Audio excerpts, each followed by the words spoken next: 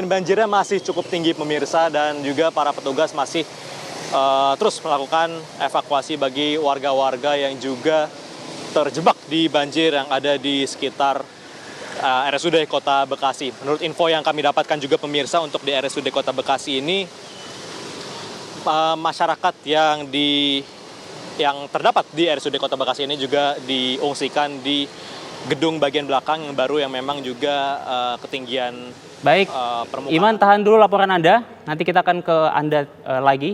Namun kita akan terlebih dahulu menyimak pernyataan dari Kemensos, Menteri Sosial Saiful Yusuf. Di klaster logistik dan shelter. Ya, kami bersama pemerintah kota membangun satu tempat pengungsian dan sekaligus memberikan dukungan logistik.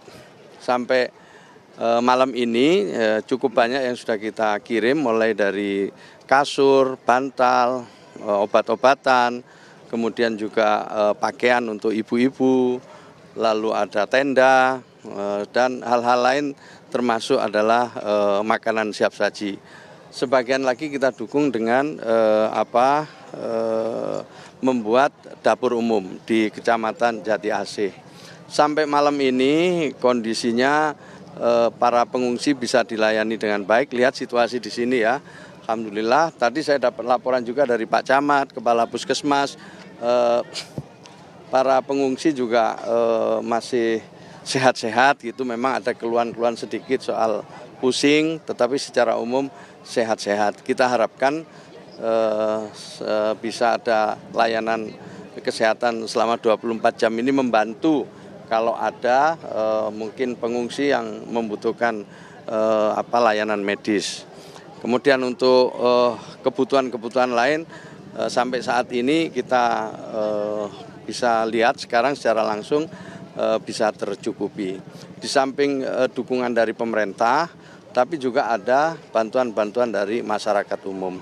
Jadi sampai sekarang situasinya begitu. Kemudian pengungsi yang ada di Kota Bekasi ini sampai malam ini ya teridentifikasi ada sekitar 1.500 KK atau setara dengan 11.000 jiwa lebih. Ada yang mengungsi di sini sekitar 500 sampai 600, tapi sisanya itu mengungsi secara mandiri di rumah-rumah saudara atau juga di tetangga-tetangganya. Jadi secara umum kita bisa memperoleh data seperti itu. Nah, nanti kemudian akan ditindaklanjuti dengan rumah-rumah yang terdampak yang sampai sekarang masih sedang dihitung. Nah, setelah tahap kedaruratan itu selesai, nanti berikutnya adalah tahap rehabilitasi. Kira-kira begitu, Pak. Pak, ini ada beberapa permintaan dari masyarakat, khususnya karena di pos pengungsian ini banyak sekali anak-anak. Ada permintaan seperti alat tulis dan juga pakaian sekolah. Itu apakah akan ada bantuan lanjutan dari pemerintah, Pak? Dan kalau ada bantuan lanjutan, kapan akan diberikan? Ya sekarang malam ini, kalau memang itu dibutuhkan, malam ini akan kita siapkan ya. Tentu ada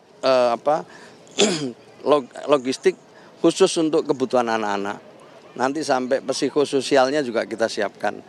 Jadi sekali lagi ini masukan yang baik, tetapi secara prosedur ya layanan untuk ibu-ibu hamil dan juga untuk anak-anak itu menjadi skala prioritas kami.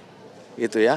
Pak, ini dapat kabar kalau di Perumahan 1 Bekasi ini banyak sekali warga yang ingin keluar, mau dievakuasi tapi sulit aksesnya dan hingga kini belum dievakuasi. Apakah akan dievakuasi segera, Pak? Ya, yang pertama yang mengevakuasi harus orang terlatih. Ini yang pertama-tama ya, tidak bisa semua orang itu mengevakuasi. Itu sangat bahaya sekali. Maka itu yang mengevakuasi adalah orang-orang yang terlatih. Dan orang terlatih itu biasanya menghitung semua risiko untuk mengevakuasi warga. Tentu itu menjadi skala prioritas. Jadi skala prioritas pertama kalau ada banjir seperti ini adalah evakuasi itu. Dan kita akan kita koordinasikan kalau memang ada warga yang ingin mendapatkan pelayanan evakuasi. Saya kira nanti kita bisa koordinasi dengan TNI Polri maupun BNPB, nanti kita koordinasikan dengan baik.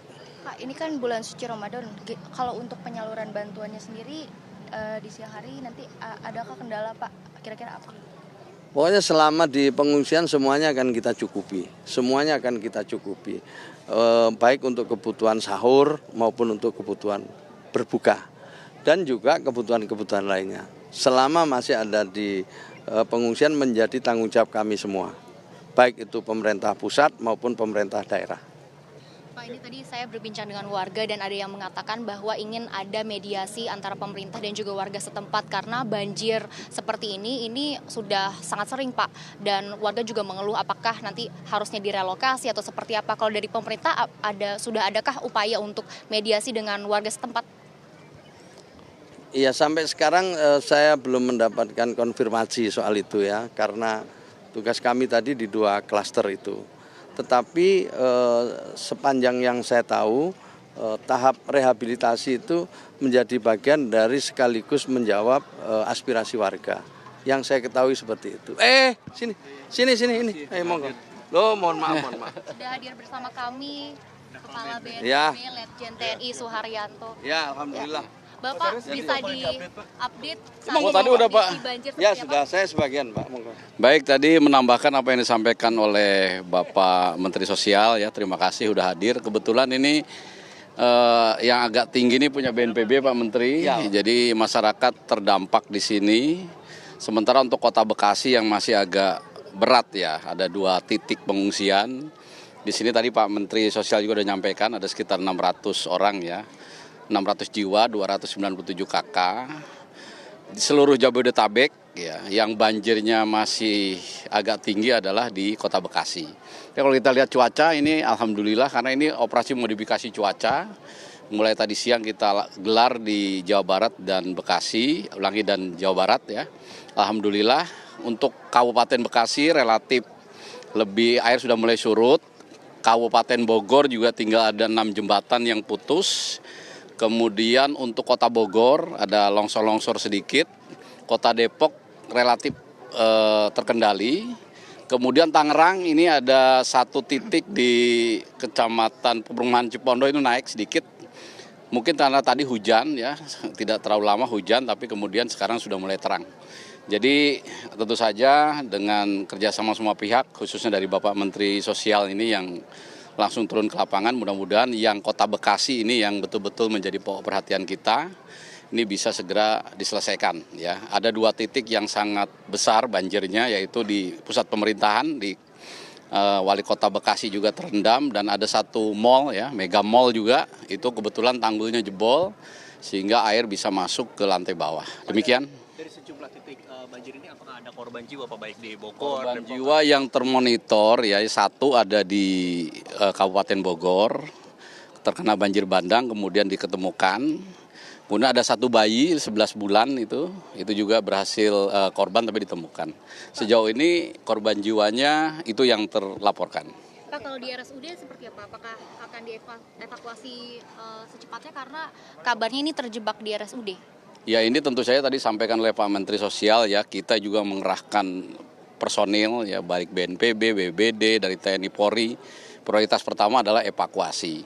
Kami juga mendapat SMS dari masyarakat yang ingin dievakuasi, segera petugas lapangan juga mengambil ya. Kalau kita lihat diberitakan oleh media juga semuanya bisa teratasi. Pak, kalau di Bekasi, sampai dengan semuanya berhasil diselamatkan. Pak, kalau di Bekasi sendiri kan ada beberapa warga yang masih memilih untuk tinggal di rumah dan juga ada beberapa yang sulit untuk dievakuasi.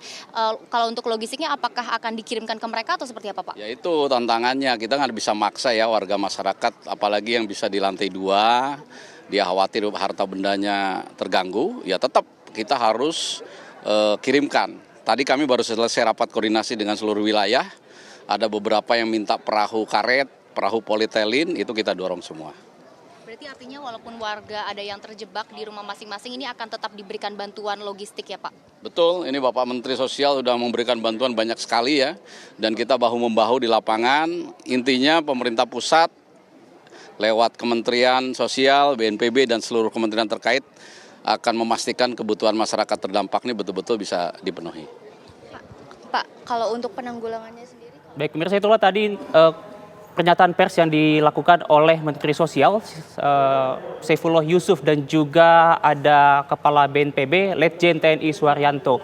Dan Pemirsa, Breaking News TV One masih akan kembali usai jeda. Tetaplah bersama kami.